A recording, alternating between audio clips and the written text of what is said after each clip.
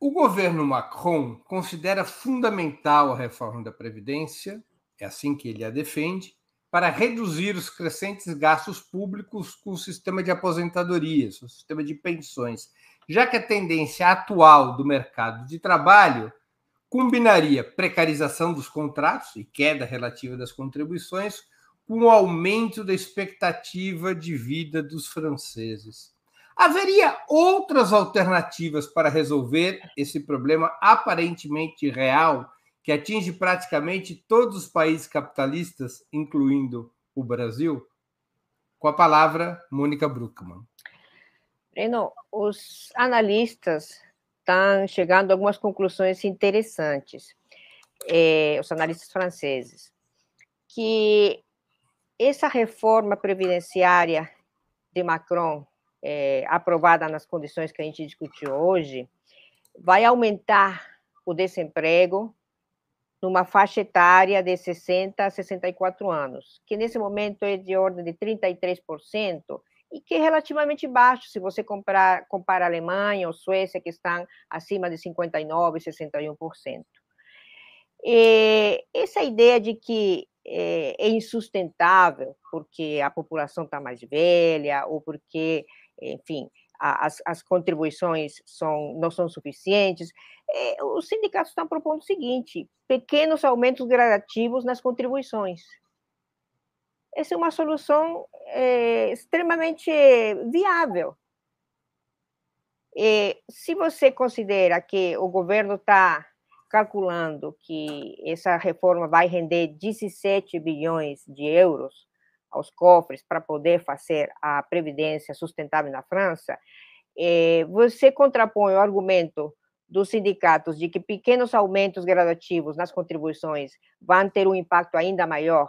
E se você considerar o impacto negativo de essa degradação das condições de emprego, o impacto de um aumento do desemprego em certas faixas etárias, eu acho que aí os cálculos são muito evidentes, né? Muito evidentes que essa medida, com todo o custo social que está tendo para o governo Macron, e que pode vir a ter, não vai ter nenhuma eficiência em relação a outras saídas que poderiam ter sido negociadas com os sindicatos e através de vários mecanismos que nesse momento a França dispõe para negociações coletivas, que ainda se mantém. Então, eu acho que a questão da negociação com os sindicatos é uma questão que provavelmente vai ficar na ordem do dia nas próximas semanas, na medida em que a situação política evolua para um acirramento dos protestos nas ruas, nas praças e a nível nacional. O governo Macron não vai ter outra saída. E, definitivamente, o que a gente vê é que a situação, pelo menos nessas primeiras horas depois de aprovado a reforma, tende a esse aumento e a essa escalada dos protestos a nível nacional. Com a palavra, Pedro Marinho.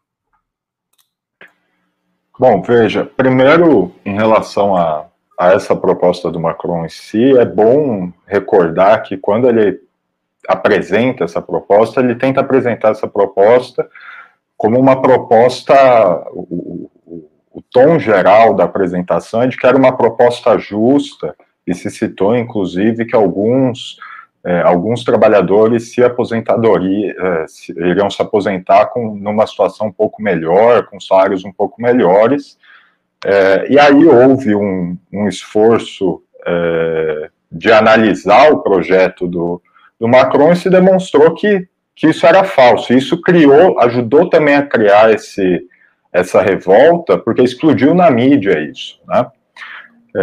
Agora, o argumento central, e aí se deixou de falar de que a reforma era justa e começou a se falar que ela era necessária, que era necessário fazer isso porque a população, a expectativa de vida cresceu e, portanto, agora mais trabalhadores empregados são necessários para sustentar uma pessoa que está aposentada.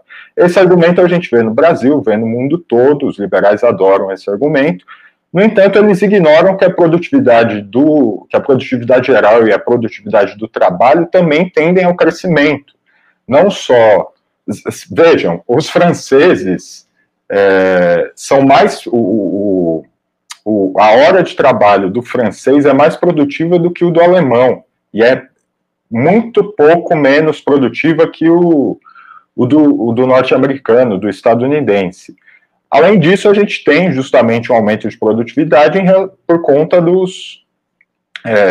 das descobertas, do avanço tecnológico, etc., de forma que esse argumento, o que esse argumento está escondendo, o que esse argumento não está dizendo é o seguinte: veja, a produtividade cresceu, seria o suficiente para manter as pessoas aposentadas, seria suficiente talvez até para as pessoas se aposentarem antes, seria suficiente talvez até para as pessoas trabalharem antes. No entanto, nós não queremos tirar da taxa de lucro, nós queremos tirar dos trabalhadores.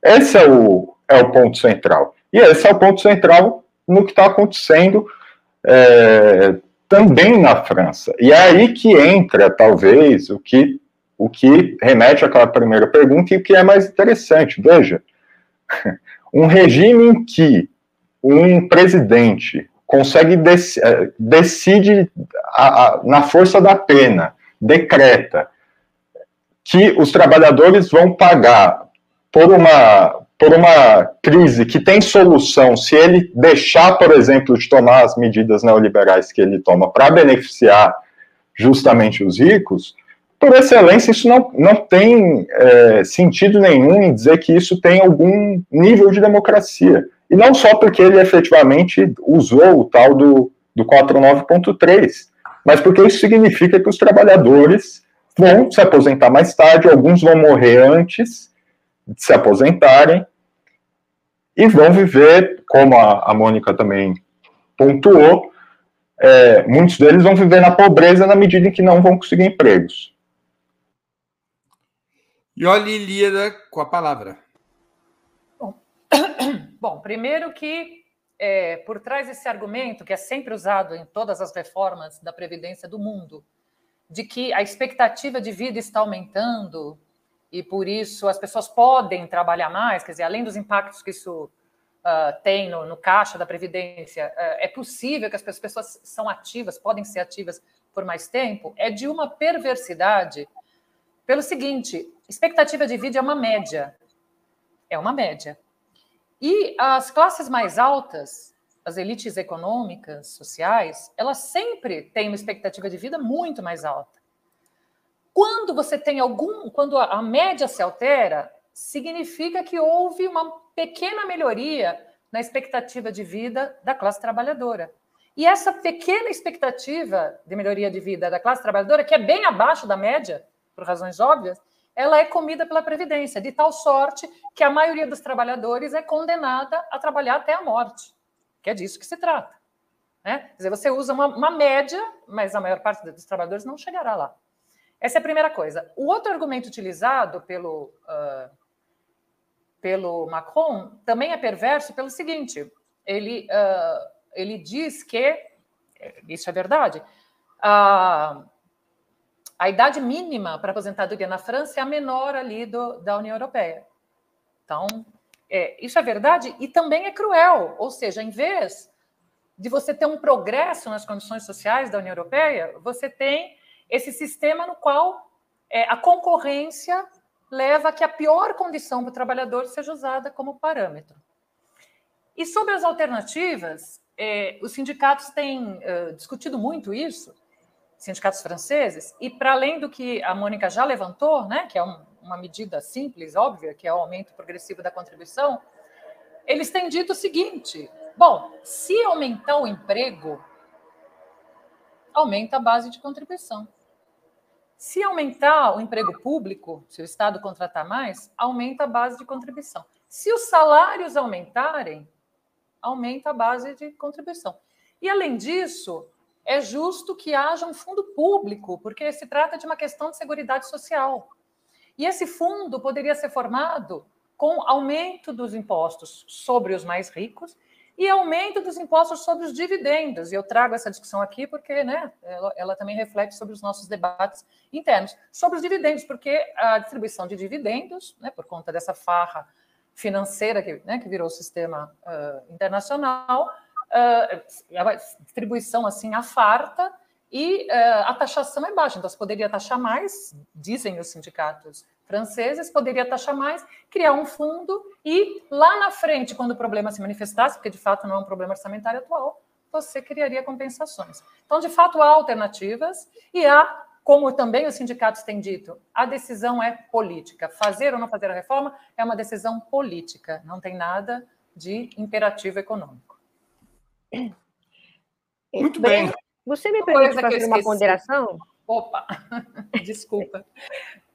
Fala, sabe? A Iole complementa e você faz a sua consideração. Iole. Não, na verdade é só porque alguém escreveu aí, eu não queria deixar passar, alguns dos nossos fiéis aqui, espectadores, para não esquecer de fazer uma chamada pela revogação do novo ensino médio. Como professora de origem, eu não queria deixar passar que sou a favor e é uma luta justa, revogação do novo ensino médio já. Mônica. Eu queria um pouco comentar aquela falácia da qual a Iole já falou, de que um dos argumentos, de fato, usados é que uma população mais velha tende a diminuir a capacidade de sustentabilidade do sistema previdenciário. É uma coisa ridícula, sinceramente, porque com uma população mais velha, o que a gente observa, e isso é um fato econômico e social, é um crescimento pela demanda de serviços que criam emprego. Então, você tem serviços de lazer, serviços diversos relacionados a uma maior expectativa de vida. E isso tem um impacto econômico grande. Então, essa é uma falácia que acho que a gente tem que desmarcar claramente. E o segundo aspecto que eu gostaria de comentar é o seguinte: como é que um banco como o Swiss Bank vai ter o apoio de 50 bilhões de dólares do Banco Central da Suíça para salvar todos os erros que veio cometendo nos últimos tempos, inclusive lavagem de dinheiro, corrupções, etc. E essa vai ser uma prioridade de transferência de recursos colossais, que não é do Estado suíço, é dos contribuintes suíços para o setor financeiro, e vai se colocar isso que está se colocando aqui na França como uma digamos, precarização inaceitável das condições dos trabalhadores franceses. Cadê o Estado aí? O Estado está para salvar os bancos, e está fazendo nos Estados Unidos, está fazendo agora nos Estados Unidos, inclusive 175 bilhões de dólares serão destinados a salvar os 2 bancos que foram à falência esse final de semana.